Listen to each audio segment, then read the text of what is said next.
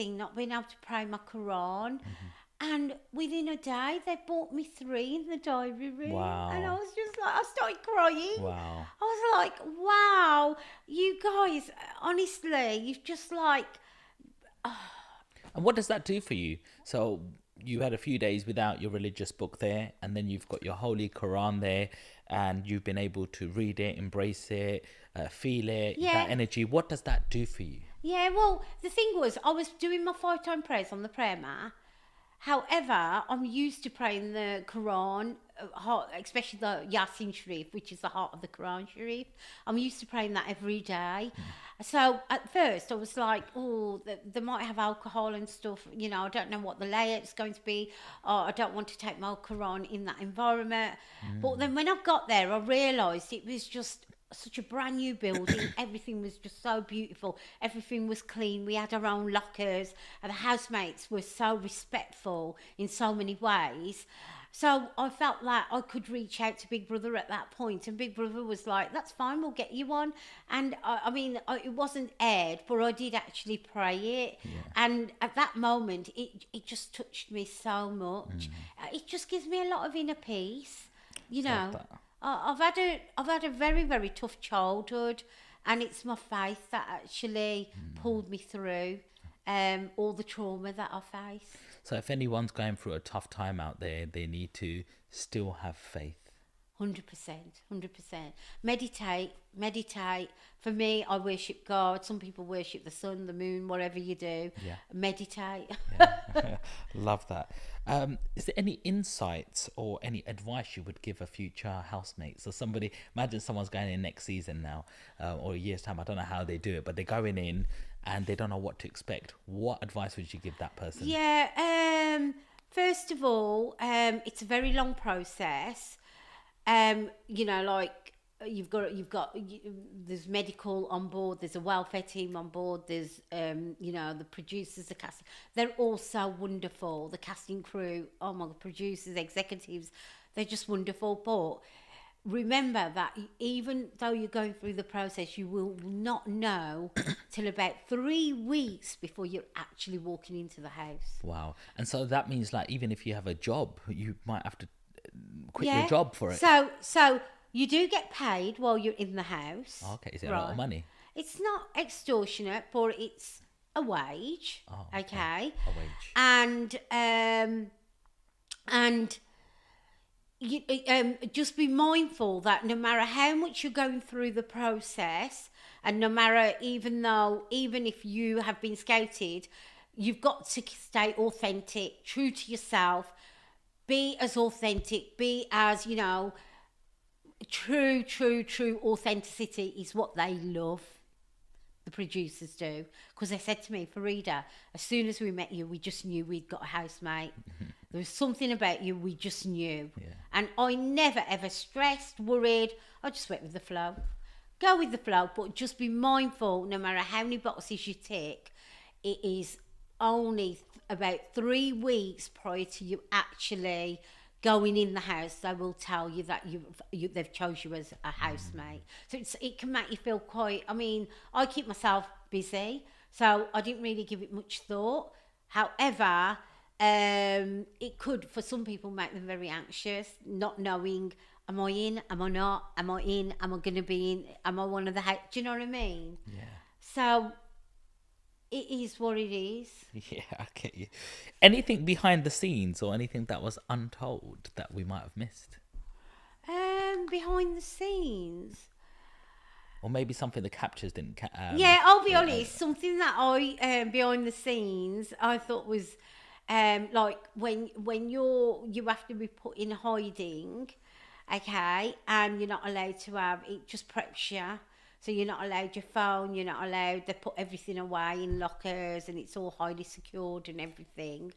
And even when you go in, you know, like when you go in the black cars, you have to, and if you need the portaloos, they put like this big black umbrella over you that covers you like a black sack. To move you from one place to the next. Wow. Just so that the housemates can't get view of each other. Wow. And they even change your name. What? So what was your name? Fruit pastel. Fruit pastel. I Wow. loved it. Wow, that was like CID, because you've got a chaperone that's attached to you. Yeah, okay. Right. So the chaperone, when they're communicating, each other's chaperones, because all housemates have somebody looking after them, staying with them. Yeah. They speak to each other with the special names that they've made for you. Wow. So it doesn't leak out because there's a lot of press interest, a lot of media interest. Wow. So where is this part you're telling me when you leave the house or when you're coming in or what during the stay? So right at the beginning, 3 days prior to actually going in the Big Brother house, Yeah. you have to stay in a secret location. Right. Wow. Yeah. To prep you. That's some James Bond shit, mate. Yeah. Yeah. Curtains drawn from the Wow. paparazzi. It's Wow. crazy. Honestly. No TV, no phones, everything's... You're not even allowed to listen to the radio in the cars. They even put these big muffs on your ears. It's crazy. Bloody hell, mate. Yeah. Weird, must be in a weird feeling. Like, do you know where you were? Like, in terms of... Well, no. I've got no idea where that hotel was. Wow. It's crazy. I mean, my husband dropped me off, Yeah. but ask me now where I was. I've got no idea. And then you move from one location to another, you know, on day 3, and then so it's all very, very high security, and you know, yeah. If you saw Kerry right now, what would you say to her? Well, I'll probably see her tonight. Oh, Keep her at arm's length. maybe she's Googled you by now and going, oh, you are a TikTok star. Well, she's becoming one now. Oh, She's is she? been live streaming nearly every... Oh, no. Let's not think about it. Let's stay focused on our, Yes. you know, goals and targets. So let's talk about social media, because you've been on social media for quite some time. You're a big TikTok celebrity. You do your lives. You get thousands of people on there.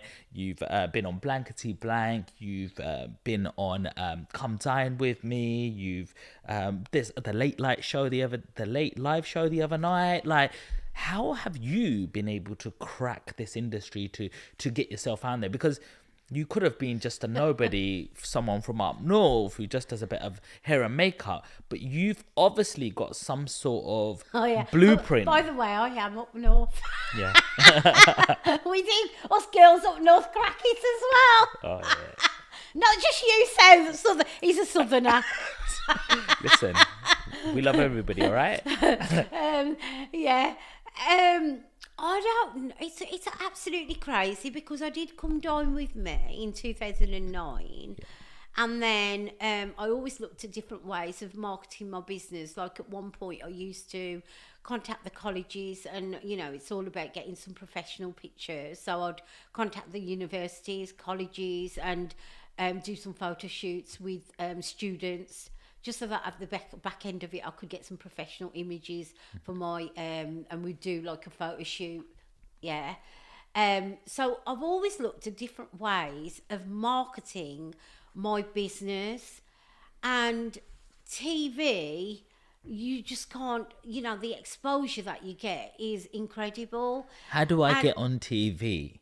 For some reason, I just seem to get, I don't know, like, when I did hair, makeup, henna, nails, you know, the lot I used to do. When I first set up the business, but then when I got spotted by the traveller and gypsy community, I decided, I used to work in health and social care, I decided to stop doing that and concentrate, because suddenly I tapped into a very big market, and the travelling gypsy community, they're in alignment with the kind of work that I enjoyed doing. That made me stand out from the average hair and makeup artist that worked alongside me, because I was doing something different. Everybody was like, oh my God, Farida works with the travellers and gypsies. So it kind of made me stand out. So the quality of my work was exactly the same when I was working with the Asian community. But when I started working with the traveller and gypsy community, their clothing made me you know, appear more